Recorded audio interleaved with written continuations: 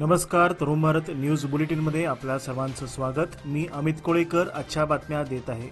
भारताचे थोर सुपुत्र दिवंगत माजी खासदार बॅरिस्टर नाथ पै यांच्या स्मृतिदिनानिमित्त शहापूर बेळगाव येथील बॅरिस्टर नाथ पै चौकात त्यांना भावपूर्ण श्रद्धांजली अर्पण करून नवीन फलकाचे अनावरण करण्यात आले। यावेळी विनय याळगी व रमाकांत कुंडुस्कर यांच्या हस्ते बॅरिस्टर नाथ पै यांच्या फोटोचे पूजन करण्यात आले। अध्यक्षस्थानी माजी नगरसेवक नेताजी जाधव तर वक्ते म्हणून माजी महापौर मालोजी अष्टेकर हे उपस्थित होते। दरम्यान बॅरिस्टर नाथ पै यांचा सीमा भागाशी असलेला संबंध, सीमा प्रश्नातील त्यांचा सहभाग, इंदिरा गांधीजींनी महाजन अहवालावेळी त्यांच्यावर सोपवलेली जबाबदारी, बॅरिस्टर नाथ पै यांचे लोकसभेतील कार्य तसेच अत्यंत हुशार आणि कर्तबगार खासदार म्हणून त्यांची असलेली ख्याती या संदर्भात अनेकांची भाषणे झाली। या प्रसंगी महाराष्ट्र एकीकरण समितीचे प्रकाश मरगाळे, नेताजी जाधव, अमृत भागोजी, माजी उपमहापौर संजय शिंदे, अंकुश केसरकर, शुभम शेळके आदी कार्यकर्ते उपस्थित होते।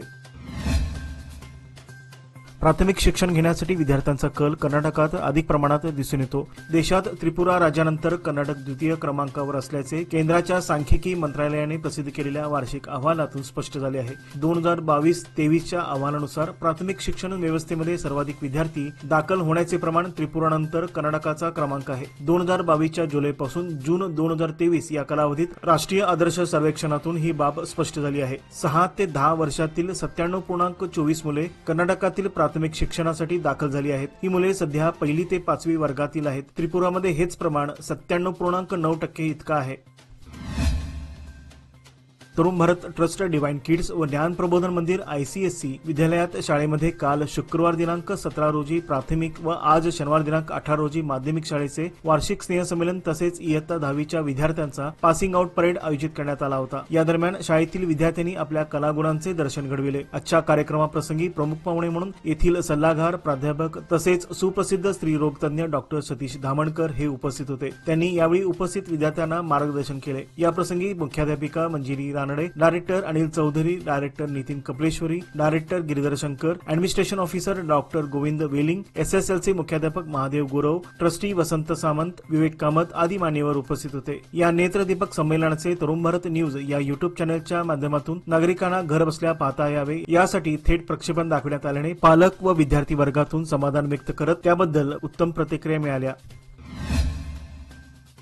श्री क्षेत्र अक्कलकोट येथील श्री स्वामी समर्थांची पालखी बेळगाव शहरात परिक्रमा करत आज शनिवार दिनांक 18 जानेवारी रोजी कडोलकर गल्ली येथे आगमन झाले। यंदा कडोलकर गल्लीतील या पालखी सोहळ्याला 18 वर्ष पूर्ण झाली असून प्रसंगी बापट गल्ली, बुरुड गल्ली, गणपत गल्ली, पुन्हा कडोलकर गल्ली येथे पालखीची मोठ्या उत्साहात मिरवणूक करण्यात आली। यावेळी असंख्य स्वामी भक्तांनी मोठ्या संख्येने पालखीचे स्वागत करून पादुकांचे दर्शन घेतले। आज शनिवारी सायंकाळी कडोलकर गल्ली येथे 7 वाजता आरती आणि त्यानंतर महाप्रसादाचे रात्री उशिरापर्यंत आयोजन करण्यात आले होते। स्वामींची पालखी अशा प्रकारे महाराष्ट्र, कर्नाटक, गोवा येथे आपली पालखी परिक्रमा पूर्ण करून पुन्हा 26 जून रोजी अक्कलकोट येथे आपल्या मुक्कामास प्रस्थान करणार आहे। तरी परिसरातील सर्व स्वामी भक्तांनी स्वामींच्या पादुकांचे तसेच आयोजित महाप्रसादाचा लाभ घ्यावा असे कडोलकर गल्ली येथील श्री स्वामी समर्थ भक्त मंडळाच्या वतीने कळविण्यात आले होते। हा सोहळा यशस्वी करण्यासाठी अथक परिश्रम घेतलेल्या कडोलकर गल्ली येथील श्री स्वामी समर्थ भक्त मंडळाच्या सर्व कार्यकर्त्यांचे तसेच स्वामी भक्तांचे राजेंद्र गायकवाड यांनी आभार व्यक्त केले आहेत।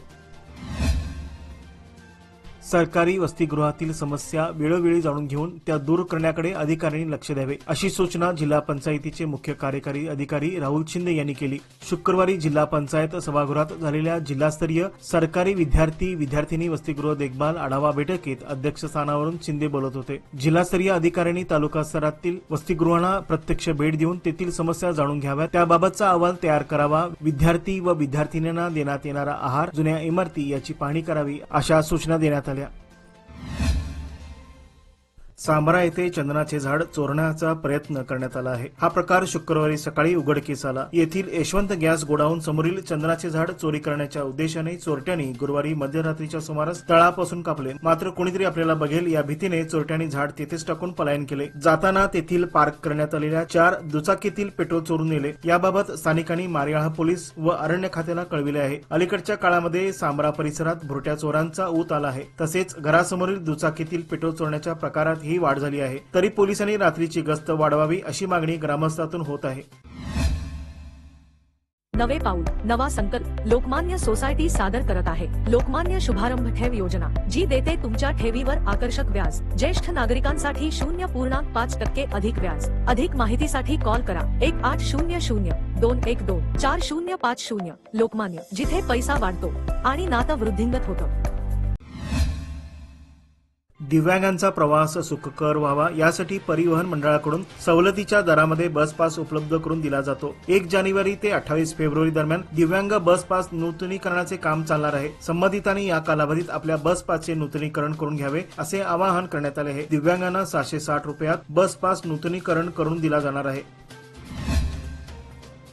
नवीन आधार कार्ड काम ठप्प झाल्याने अनेकांना आधार कार्ड विना वंचित राहावे लागते आहे। विशेषतः शासकीय सुविधांपासून दूर राहावे लागत असल्याची तक्रार नागरिकांनी केली आहे। शहरातील काही पोस्ट कार्यालयात नवीन आधार कार्डचे काम सुरू आहे, मात्र या ठिकाणी दररोज मोजक्याच आधार कार्डचे काम केले जात आहे। नवीन आधार कार्ड करणाऱ्या बालकांना आधार कार्डापासून वंचित राहावे लागत असल्याची खंत पालकांनी व्यक्त केली आहे। रुग्णांचा देवदूत अशी समाजात ओळख निर्माण केलेल्या डॉक्टर अशोक सगदेव यांचे नुकतेच निधन झाले। डॉक्टर सगदेव यांचा पेशा जरी वैद्यकीय शाखेचा असला तरी ते संगीतप्रेमी होते, त्यामुळे आर्ट सर्कल, संगीत कलाकार संघ, सरस्वती वाचनालय अशा अनेक संस्थांशी त्यांचा निकटचा संपर्क होता। डॉक्टर सगदेव यांचे संगीत प्रेम लक्षात घेऊन रविवार दिनांक 19 जानेवारी रोजी बेळगावचे काही गायक त्यांना आपल्या स्वराद्वारे श्रद्धांजली अर्पण करतील। बुधवार पेठ टिळकवाडी येथील पंडित रामभाऊ विजापुरे स्वरमंदिर येथे सकाळी 9:30 वाजता आयोजित या कार्यक्रमात सुनीता देशपांडे, पंडित श्रीधर कुलकर्णी यांचे गायन तर पंडित सुधांशु कुलकर्णी यांचे संवादिनी वादन होणार आहे।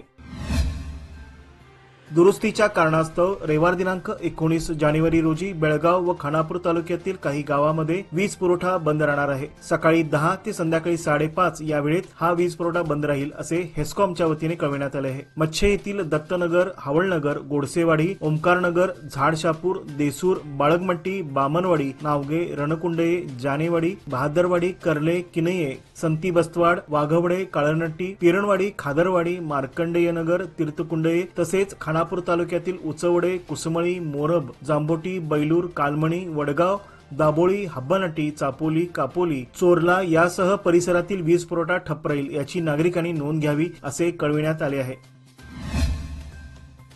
निप्पाणी येथे सध्या सर्वत्र खासगी शाळांचे जणू काही पेवस फुटले आहे। खासगी शाळांचा वाढता झगमगाट पालक वर्गाच्या आकर्षणाचा केंद्रबिंदू ठरत आहे। उच्च दर्जाचे शिक्षण देण्याच्या नावाखाली पालक व विद्यार्थ्यांचे आकर्षण वाढविण्याचा खासगी शाळांचा सुरू असलेल्या सर्वतोपरी प्रयत्न सध्या तरी सर्वत्रच यशस्वी ठरताना दिसत आहे। अशा या परिस्थितीत इतर पालकाबरोबरच सरकारी शाळेत सेवा बजावणाऱ्या शिक्षकांचेही आकर्षण हे खासगी शाळांकडे वाढल्याचे दिसते। सरकारी शाळेमध्ये शिकवणाऱ्या बहुतांशी शिक्षकांची पाल्ये ही खासगी शाळेतच शिक्षण घेताना दिसत आहेत। अशा या परिस्थितीत सरकारी शाळा टिकवण्याचे आव्हान वाढले आहे। सरकारच्या माध्यमातून विविध योजना राबविताना सरकारी शाळा टिकवण्याचे प्रयत्न सुरू आहेत, पण हे प्रयत्न फक्त कागदी घोडे नाचवण्याचा प्रकार सुरू असल्याचे दिसतात।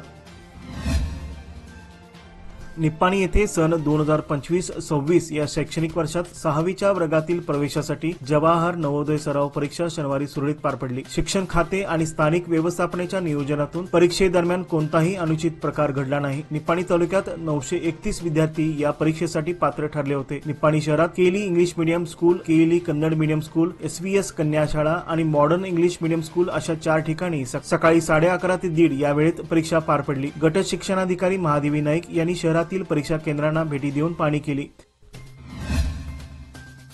एका खासगी कार्यक्रमानिमित्त आज बेळगावात भारताचे सुप्रसिद्ध द ग्रेट खली हे दाखल झाले होते। जगभरात लोकप्रिय असलेल्या WWE या कुस्ती स्पर्धेत आपला दबदबा निर्माण करणारा द ग्रेट खली यांचं खरं नाव दिलीप राणा सिंह असे आहे। WWE स्पर्धेत कुस्ती खेळणारे खली हे पहिले भारतीय पैलवान आहेत। त्यांचे बेळगाव येथील सामरा विमानतळावर आगमन होताच त्यांना पाहण्यासाठी त्यांच्या चाहत्यांनी एकच गर्दी केली होती। याचबरोबर आजचे बातमीपत्र येथे संपले। अधिक माहिती आणि ताज्या घडामोडीकरता पाहत रहा तरुण भारत न्यूज चॅनल। तसेच आमच्या चॅनलला लाईक, शेअर आणि सबस्क्राईब करायला विसरू नका आणि विश्वासार्ह बातम्यांसाठी दररोज वाचा दैनिक तरुण भारत। धन्यवाद।